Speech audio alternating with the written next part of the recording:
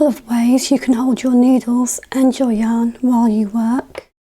With the needle in your dominant hand, you can either use the knife hold, like this, or the pen hold, like this. The needle in your non-dominant hand is generally held in the knife hold.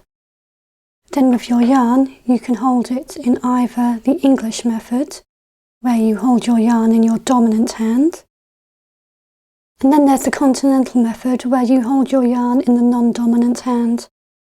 This is the style most commonly preferred by crocheters. To keep hold of our yarn, we take it in our palm. We can either wrap it over the forefinger or over the middle finger.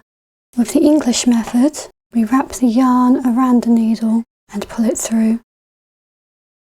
With the Continental method, you pick up the yarn with the needle and pull it through. There's no right or wrong way to hold your yarn or your needles. You just have to keep practicing and trying them all out until you find something that's comfortable for you.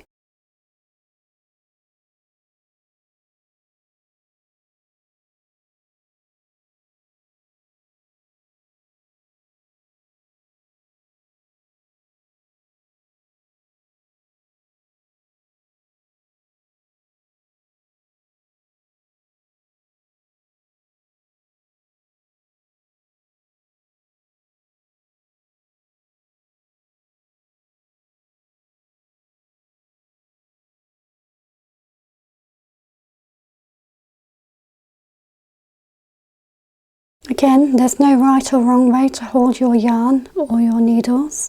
Keep practicing and trying them all out until you find something that's comfortable for you.